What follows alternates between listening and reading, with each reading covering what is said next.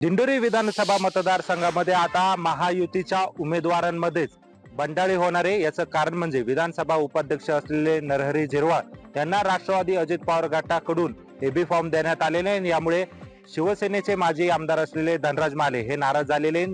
महायुतीमध्ये खरं तर घटक पक्ष असताना देखील विश्वासात न घेता झिरवाळ यांना उमेदवारी दिल्याने खरं तर ते नाराज झालेले। त्यामुळे कुठल्याही परिस्थितीमध्ये दिंडोरी विधानसभा मतदारसंघातून मी निवडणूक लढण्यावर ठाम असल्याचं स्पष्ट त्यांनी सांगितलेलं आहे। तर येत्या 24 तारखेला शक्ती प्रदर्शन करत ते उमेदवारी अर्ज देखील दाखल करणार आहे। त्यामुळे एकूणच नरहरी झिरवाळ यांच्या अडचणींमध्ये वाढ होणार आहे, कारण महायुतीचे उमेदवारच एकमेकांच्या आमने सामने उभे ठाकलेले आहे। खरं तर मुख्यमंत्री एकनाथ शिंदे यांची भेट घेत धनराज महाले यांनी खरं तर दिंडोरीची जागा ही शिवसेनेला सोडावी अशी मागणी केलेली होती। या मागणीनंतर त्यांना आश्वासन देखील देण्यात आलेलं होतं। मात्र राष्ट्रवादी अजित पवार गटाच्या उमेदवारांना थेट एबी फॉर्म देण्यात आल्याने ही जागा आता राष्ट्रवादी अजित पवार गटाचे नरहरी झिरवाळ हे लढवणार आहे। त्यामुळे एकूणच जर बघितलं तर दिंडोरी विधानसभा मतदारसंघामध्ये आता महायुतीमध्येच बंडाळी झालेली आहे आणि एकमेकांविरोधात खरं तर महायुतीचे उमेदवार आता हे उभे राहणार आहे। त्यामुळे आगामी काळामध्ये दिंडोरी विधानसभा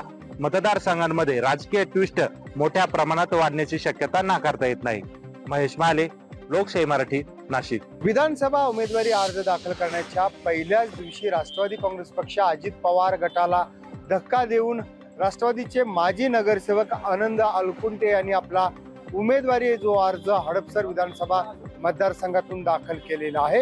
हडपसर विधानसभा मतदारसंघात विद्यमान आमदार चेतन तुपे हे राष्ट्रवादी काँग्रेस पक्ष अजित पवार गटातील आमदार आहेत आणि त्याच गटाला धक्का देऊन आनंद अलकुंटे यांनी आपला उमेदवारी अर्ज दाखल केल्यानं चेतन तुपे यांच्या अडचणीमध्ये वाढ निर्माण झालेली आहे।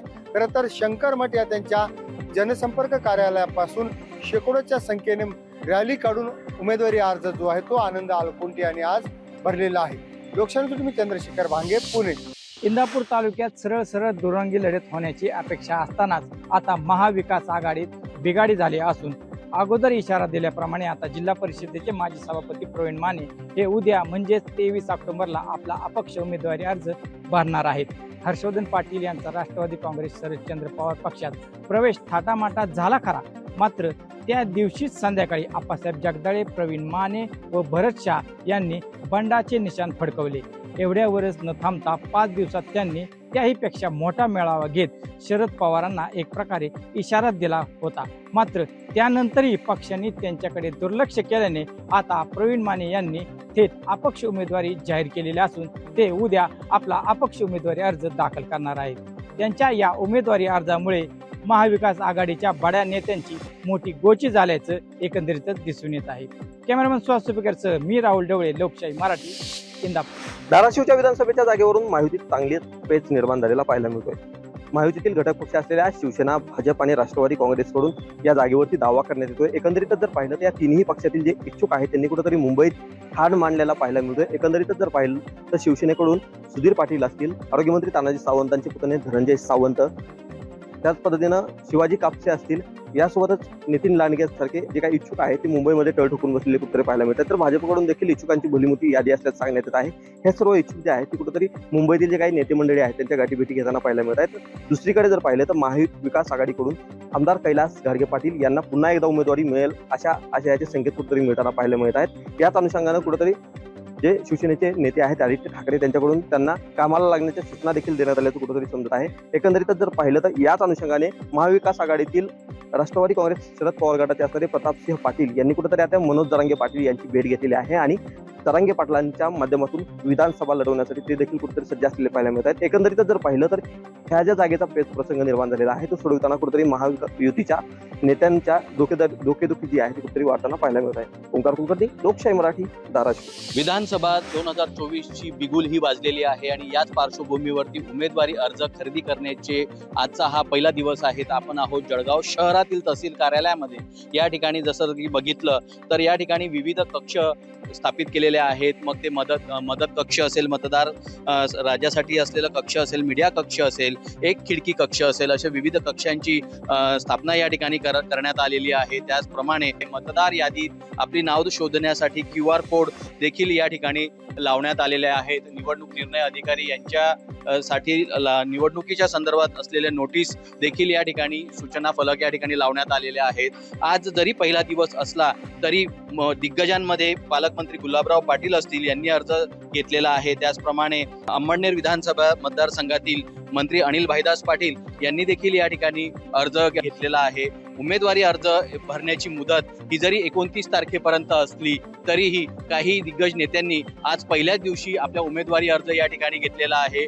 दिनांक 24 तारखेला गुरुवार असून गुरुपुष्य अमृतच्या मुहूर्तावरती बरेच दिग्गज उमेदवार जे आहेत, मग ते पालकमंत्री गुलाबराव पाटील असतील, अनिल भाईदास पाटील असतील, रोहिणी खडसे असतील, गिरीश महाजन असतील, असे दिग्गज नेते या 24 तारखेला गुरुपुष्य अमृत मुहूर्तावरती आपली उमेदवारी अर्ज दाखल करत असल्याची चर्चा देखील ऐकायला मिळत आहे. त्याचप्रमाणे महाविकास आघाडीच्या उमेदवारांनी मात्र अद्याप कुठल्याही प्रकारच्या इच्छुक उमेदवारांनी अर्ज अजून घेतलेला नाही, कारण कुठल्याही प्रकारची त्यांची यादी, जी उमेदवारी यादी आहे ती घोषित झालेली नसल्यामुळे त्यांनी अजून कुठल्याही प्रकारचा आपला नामनिर्देशक अर्ज या ठिकाणी घेतलेला नाहीये.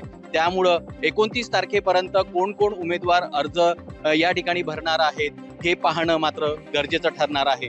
सुमित देशमुख, लोकशाही मराठी, जळगाव. महाविकास आघाडीतून शेतकरी कामगार पक्षाला त्यांची पारंपरिक असलेली सांगोला विधानसभेची जागा न सोडल्यास महाविकास आघाडीतून बाहेर पडण्याचा इशारा शेतकरी कामगार पक्षाचे नेते डॉक्टर बाबासाहेब देशमुख यांनी दिला आहे. या पार्श्वभूमीवर समर्थकांची, पदाधिकाऱ्यांची मते जाणून घेण्यासाठी उद्या सांगोल्यामध्ये भव्य अशा इशारा मेळाव्याचे आयोजन करण्यात आलेलं आहे.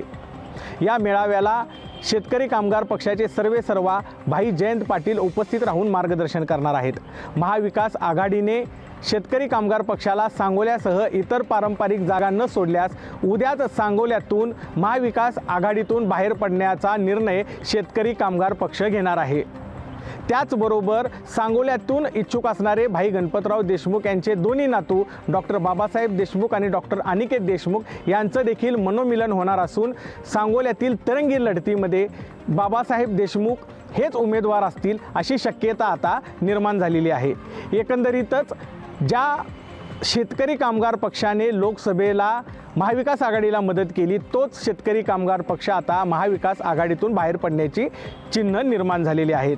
अभिराज उबाळे, लोकशाही मराठी, पंढरपूर. निवडणुकीची तारीख जाहीर होताच यवतमाळ जिल्ह्यात निवडणुकीची रणधुमाळी या ठिकाणी सुरू झालेली आहे. एकंदरीत पाहिलं तर यवतमाळ जिल्ह्यात 7 विधानसभा आहे आणि या 7 विधानसभापैकी 5 विधानसभा क्षेत्रामध्ये भारतीय जनता पार्टी मागच्या निवडणुकीमध्ये मोठ्या प्रमाणात या ठिकाणी निवडून आले होते. तर आता 5 विधानसभापैकी 3 विधानसभामध्ये भारतीय जनता पार्टीच्या आमदारांना तिकीट देण्यात आली आहे. तर दुसरीकडे 2 आमदारांना तिकीट या ठिकाणी सध्या देण्यात आले नाही. तर दुसरीकडे जर पाहिलं तर याच ठिकाणी महाविकास आघाडीमध्ये सुद्धा आतापर्यंत उमेदवारांना जे आहे ते तिकीट देण्यात आले नाही. मात्र मंत्री संजय राठोड यांच्या मतदारसंघामध्ये 24 तारखेला मंत्री संजय राठोड हे नामांकन दाखल करत असल्याची माहितीसुद्धा ह्या ठिकाणी मिळत आहे. तर याच पार्श्वभूमीवर जर पाहिलं तर भारतीय जनता पार्टीचे माजी मंत्री अशोक उईके हे सुद्धा 24 तारखेला नामांकन दाखल करत आहे. संजय राठोड, लोकशाही मराठी, यवतमाळ. कोल्हापूर शहराला आज आणि उद्याच्याला पाणी पुरवठा होणार नाही आहे. कोल्हापूर शहरातील पुईखडी येथील जलशुद्धीकरण केंद्रातील देखभाल दुरुस्तीच्या कामी हा पाणी पुरवठा बंद करण्यात येणार असल्याची माहिती कोल्हापूर महानगरपालिकेच्या पाणी पुरवठा विभागाच्या वतीनं देण्यात आली आहे. खरं पाहिलं तर गेल्या 4 दिवसापासून कोल्हापूर शहर आणि परिसरात मुसळधार असा पाऊस पडतोय आणि या पावसामुळं नदी नाले ओसंडून वाहत असताना दुसरीकडं ऐन सणासुदीच्या काळामध्ये देखभाल दुरुस्तीचं कारण करत कोल्हापूर शहरातील पाणी पुरवठा हा आज आणि उद्या बंद राहणार आहे. त्यामुळं नागरिकांकडून संताप व्यक्त केला जातोय.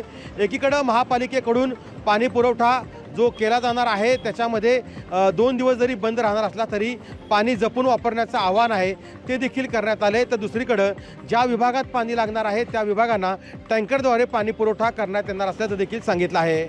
खरं पाहिलं तर दिवाळी सण काही दिवसांवरती आला आहे आणि या पार्श्वभूमीवरती खरं तर देखभाल दुरुस्तीचं काम जे आहे जलशुद्धीकरण केंद्रातील हे करायला नको हवं होतं. सण झाल्यानंतर हे काम करायला अपेक्षित होतं असं सांगितलं असलं तरी देखील मात्र महापालिकेच्या वतीनं ही देखभाल दुरुस्तीचं काम हाती घेतल्यामुळं नागरिकांना मोठा मनस्ताप सहन करावा लागतोय. सत्यज औंधकर, लोकशाही मराठी, कोल्हापूर. बीड जिल्ह्यामध्ये शनिवारी अवकाळी पावसाने हजेरी लावली आणि याच पावसाने जे आहे ते खरीप पिकांचे मोठं नुकसान केलेलं आहे. यासह जर पाहिलं तर कांदा पिकाचं देखील मोठं नुकसान या ठिकाणी झाल्याचं पाहायला मिळत आहे. बीड तालुक्यातील लिंबा गणेश परिसरामध्ये मोठ्या प्रमाणात दिवसभर पाऊस झाला होता आणि याच पावसामुळे जे काढणीला आलेलं कांद्याचं पीक होतं ते अक्षरशः पाण्यावरती तरंगताना पाहायला मिळत आहे. या ठिकाणच्या कांदा उत्पादक शेतकऱ्यांच्या डोळ्यात अक्षरशः पाणी जे आहे ते तरंगू लागल्याचं दिसून आलेलं आहे. काढणीला आलेलं पीक या पावसाने नुकसान केल्यानं या शेतकऱ्यांना आता मदतीचा आधार देण्याची देखील तितकीच गरज असल्याचं दिसून येत आहे. जिल्ह्यामध्ये सर्वदूर असा शनिवारी पाऊस झाला आणि याच पावसामुळे सध्या काढणीला आलेली जी काही पिकं होती ती मोठ्या प्रमाणात नुकसान झाल्याचं पाहायला मिळत आहे. यापूर्वी देखील अशाच पद्धतीने मोठ्या प्रमाणात पाऊस झाला होता. त्याची नुकसान भरपाई जी आहे ती देखील अद्याप शेतकऱ्यांना मिळालेली नाही आहे. असं असताना मात्र पुन्हा एकदा शेतकऱ्यांवरती दुहेरी संकट आल्याचं पाहायला मिळत आहे.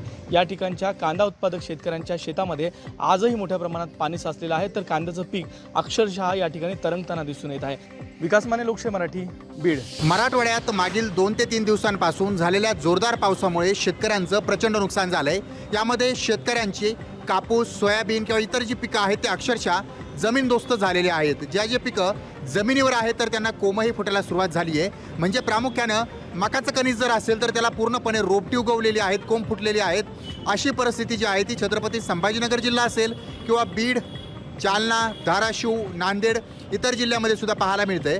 त्यामुळे शेतकऱ्यांचं पीक दिवाळीच्या तोंडावर कुठंतरी त्यांना 2 पैसे देणारं असतं. मात्र दिवाळीच्या तोंडावर पडलेल्या पावसामुळे शेतकऱ्यांचं प्रचंड नुकसान झालं आहे आणि शेतकऱ्यांना आता या ठिकाणी मदतीची अपेक्षा आहे. मात्र निवडणुका तोंडावर असताना शेतकऱ्यांचा प्रश्न कोण सोडवणार, शेतकऱ्यांचा वाली कोण, हाच प्रश्न आता उपस्थित केला जातोय. मात्र शेतकऱ्यांकडे सुद्धा पाहणं महत्त्वाचं आहे आणि त्यांना या पावसामुळे झालेलं नुकसान कुठंतरी त्यांची दिवाळी काळी दिवाळी साजरी करावी लागणार की काय, हाच प्रश्न उपस्थित केला जातोय. त्यामुळे शेतकऱ्यांना मदतीची अपेक्षा आहे आणि ती मदत आता शेतकऱ्यांना मिळणं गरजेचं आहे. अन्यथा शेतकऱ्यांची दिवाळी ही काळी दिवाळी या ठिकाणी निर्माण होऊ शकते. सचिन बडे, लोकशाही मराठी, छत्रपती संभाजीनगर.